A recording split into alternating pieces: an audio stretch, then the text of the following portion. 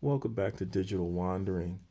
And today I wanted to bring you my 2011 MacBook running elementary OS. Now, I was talking about installing a Linux operating system on one of my laptops for some time. You may have heard me mention it on some of past videos.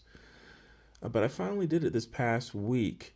One of the things that was making me apprehensive was I was looking for instructions online, and most of the instructions I was finding were fairly complicated. So I was dragging my feet for installing a Linux operating system. And I have here Elementary OS, and I have experience with it from a few years back using it on a virtual machine. So this was the Linux OS that I was definitely leaning towards. So I finally decided to go to their website and see what installation instructions they have there. So you can find their installation instructions if you go under support and you scroll down to installation here.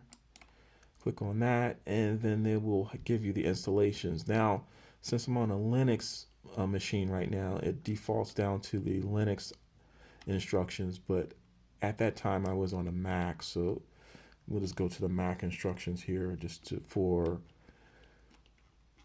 get the appropriate info for installing on a Mac.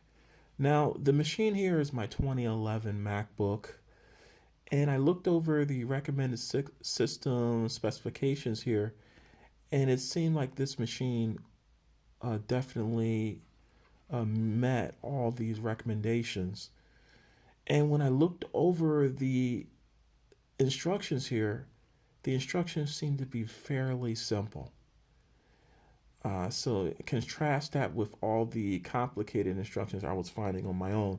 Now, one of the reasons why I went to third-party sources is I'm just so used to when you go to the official instructions that there are steps seemingly missing, and I often have to go to third parties to fill in those gaps. But here, with the instructions that Elementary OS provides here, I was able to follow this very easily, and the installation went very well. Now, they do have a video here, and I did watch the video, but the text instructions was all that I needed in order to install.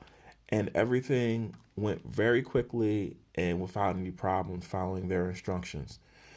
Now, after it's installed, and you go through all the installation steps, and you can just follow the on-screen instructions. I didn't have to go anywhere else to help me with that. Everything is very simple. But once it was installed and I started it up and signed in and everything else, I could not connect to the internet except through a wired connection. There was nothing in the settings for Wi-Fi.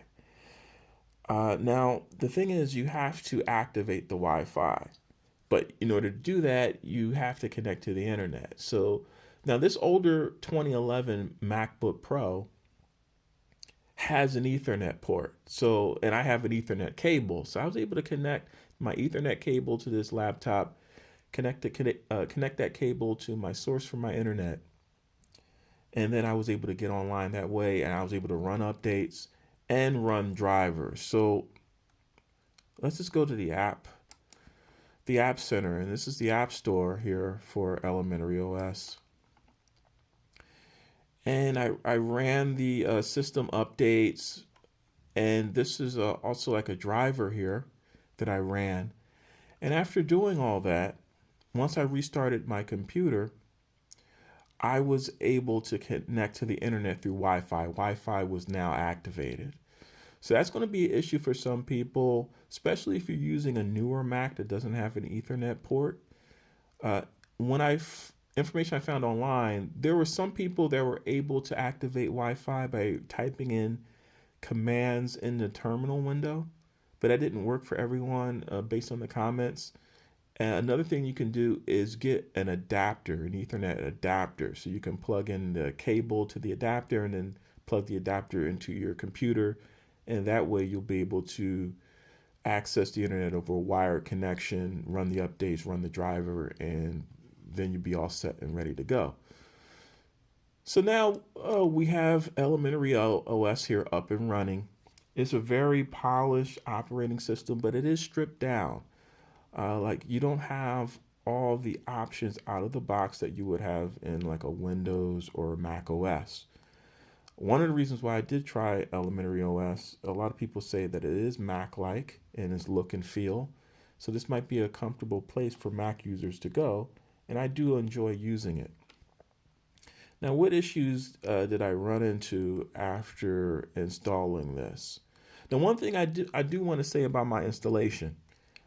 I read a lot online where some people were saying when you're installing a Linux OS onto a Mac computer, you do not want to wipe Mac OS off the computer. You want to partition the drive, keep a section devoted to Mac OS because sometimes you'll need to go into Mac OS in order to get specific drivers to assist on the Linux side. I read those instructions. I don't know if that's true or not. I did the opposite. I wiped Mac OS off of this computer and just replaced it with Linux. Now, the reason why I did that is because I don't really have a need for Mac OS on this computer. I have Mac OS on other computers that I have, and I wanted this to be a sole Linux machine. I wanted to devote all the disk space to just Linux. So there could be issues that with drivers, or if that instructions that I read was correct, that I may run into. But overall, the experience has been really good with doing it this way. Now, I don't know how anyone else out there, if they may want to do the partition of the drive, they may have a need to keep macOS still on that computer. And it may be because of driver support, it may be the smart thing to do. But I did it my way here. And so far so good. Now, there's some issues here that I do want to talk about. Now, I just had a browser open. I have Firefox. Now, I installed Firefox myself.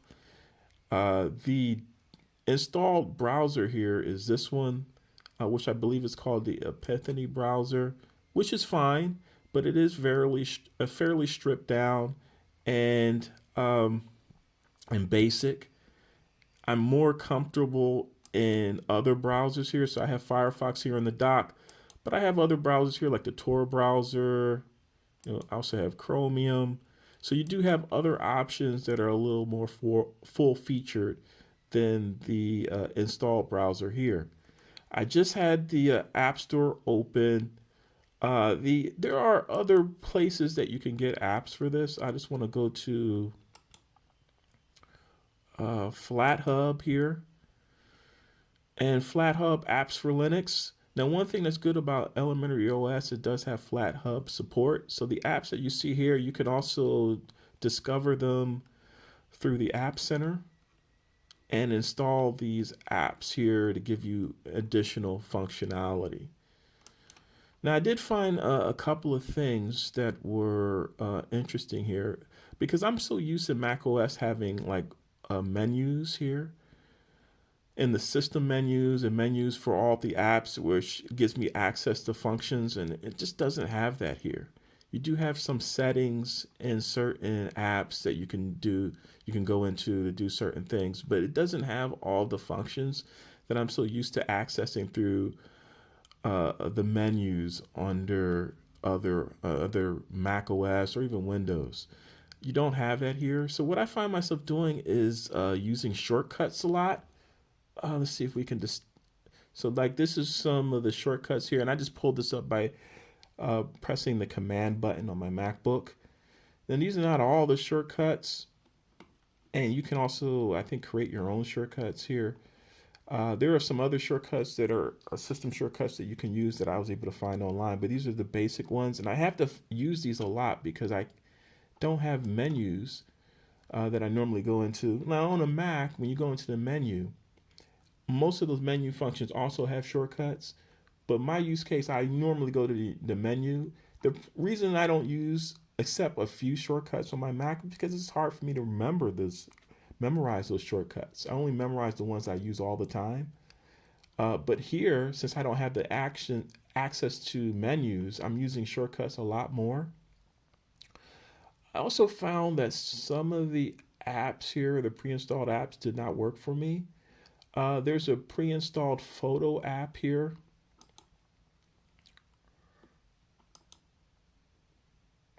Right here. And it works, but I found that it crashes a lot. So I eventually went and found an alternative, Coco, which seemed to work a little bit better. But when I was running slideshows under Coco, that also crashed. So I don't know if it has anything to do with the device I'm using here. This is a 10-year-old computer, and there may be some limitations with this, or there might be some other things. I definitely have some issues as far as displaying photos here on this machine. Also, the built-in movie app um, that you use for watching videos. Oh, the video app here. I wasn't able to get this to play any videos that I have on here. It just doesn't seem to recognize them. So I installed the VLC player, and that works perfectly. So you may come into situations where you'll have to use alternate apps that are than the ones that are pre-installed. But there are just so many different options here, and so you will probably find ways to work around any difficulties that you find. And then maybe you'll be using a different system and you won't have the problems that I'm having. But I just want to discuss some of those things. Um, Overall, the experience has been fairly decent. I really enjoy using this, and it really gives a second life to this old laptop. So it may be something that you want to use because using these laptops now, they're nearing the end of their support by Apple naturally. This particular machine, the highest version of Mac OS that Apple supported on this machine was Mac OS High Sierra, and High Sierra support ended in 2020. So this is an unsupported machine by Apple right now. So by installing Linux on here, it does give it a second life. It is a supported operating system, and you can use major browsers to access internet and get access to all different types of apps through the App Store. Another thing is screen recording software. I'm having a little trouble with that. It doesn't really support screen recording natively. There's no screen recording app. It's just a screenshot app, but no screen recording app.